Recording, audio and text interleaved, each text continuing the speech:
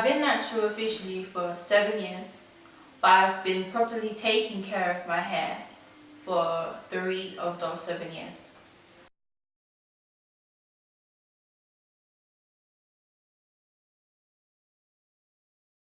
I went to my friend Chi Chi and I asked her about what I'm supposed to do with my hair. I didn't know how to maintain it, I didn't know how to look after it. And so through talking to her, she introduced me to YouTube and the natural hair community on YouTube. So after looking at the videos and getting excited about the length of a lot of black females' hair, I decided to be serious about my natural hair journey and start taking better care of my hair. The misconception a lot of people have when looking at the hair typing system is that there's only one specific type, and that's box. You can have many different types in your hair, just like I do, which is why I don't personally go with the typing system, because I don't have one type of hair. So my hair has many different needs. What works for one part of my hair might not work for the other. So I don't go by the typing system. I think it's only people go by it because they want to know more about how to look after their hair. So if they have type 4 hair and they type that into Google or YouTube, then they find people with type 4 hair, so they know how to look after it. But there's just so many issues with the typing system anyway. So I personally don't go by the typing system because I have too much or too many types in my hair. But I think it's put in place as a starting block so you know what to do for that type of hair. A lot of black people don't believe they can have curly hair because we're so bombarded with type 4 hair being the Afro, kinkier texture. A lot of black people who don't have any mixes in them are a bit shocked to find that they do have curly hair, and they find that they're not accepted for it, just like I did. In secondary school, when my hair was out and when it was curly, that was un-African, you know, so I didn't like my hair for a very long time because it was seen as un-African. So when I was doing my natural hair journey and when I was typing in type 3 hair, the people that would come up were usually mixed race or light skin, and I'm neither of those. So for me it was difficult to find somebody who was the same type of black as me and still have the same hair texture. Even just in public, people not believing that my hair is actually naturally curly. I must have done something to it, I must have texturized it or just done something to make it the way it is, when really I haven't. This is just the way my hair grows.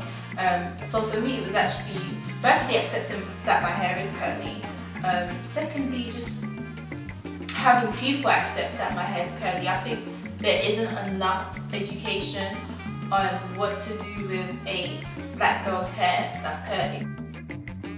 I think I had my first relaxer when I was in year 1.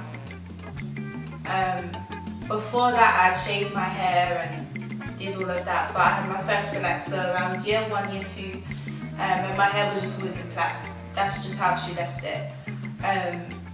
She didn't really know about the damages that it could cause or anything like that. You just see the girl on the box, their hair straight, it looks nice, you buy it expecting that your child's hair will turn out the same way. The funny thing is, parents don't really understand that your child's hair texture isn't permanent until about the age of 8. So from before then, you don't actually know the true hair texture of your child because it will always change. So around about the age of 8, 9, 10, that's determined as the child's hair texture. So my hair could have really been different before, and then by the age of 8 just come into its true texture, but I would have never known, and neither would my mum. She would have never known my actual hair texture because it was relaxed before then. So essentially what you're doing is you're damaging the hair when it's very fragile, it's still very much a baby, and you're infusing all these chemicals into it, trying to get it straight without actually realizing the risks involved. So even breathing in the fumes from the relaxer is dangerous for you internally, and if you do that for a very long period of time, it's very dangerous. Having the relaxer on your scalp, it burns. People do have permanent hair loss because of it. There's a lot of risks involved with relaxing your hair that a lot of people don't know about. They just see the girl in the box, expect their hair to be like that, and they do it without reading what's involved, hence why you have to wear gloves. So there's not enough education on it. You see a lot of little girls, their hair, you can tell their hair is damaged because it starts to change colour.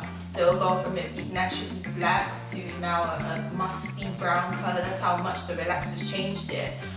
Some even have blonde because of how much the relaxers damaged the hair, and you can tell how much it's damaged it because it stripped the pigments off the hair as much as it strips the protein and everything else that's inside the hair.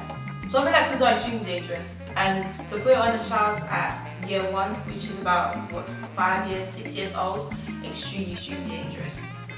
What the hair is looking for is moisture, hence why it frizzes up a lot, so you don't actually see someone's texture if they've got a lot of frizz. So you have to be adding moisture. You need to be having your essential oils because of the way the hair is designed.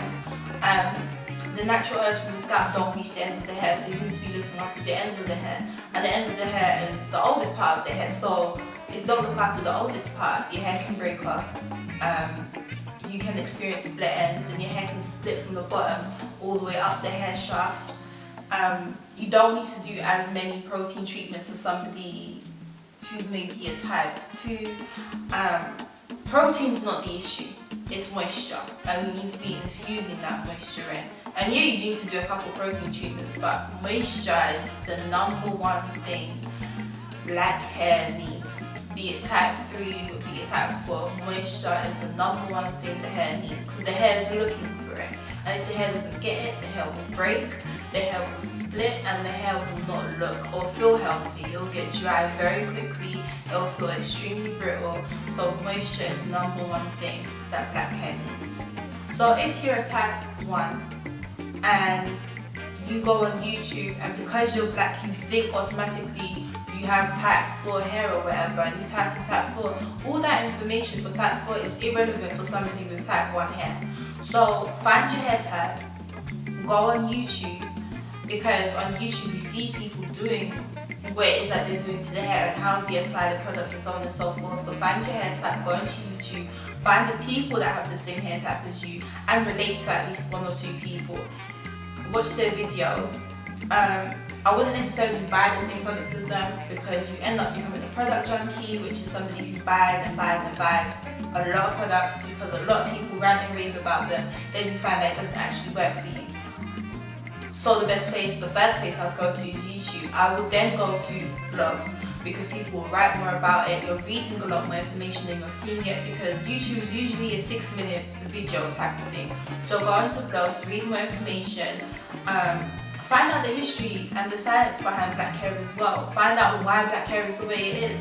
Understand black hair. And once you understand it and then you understand your hair type, you are at a better position of looking after your hair, maintaining your length, maintaining the moisture, and educating somebody else about natural hair.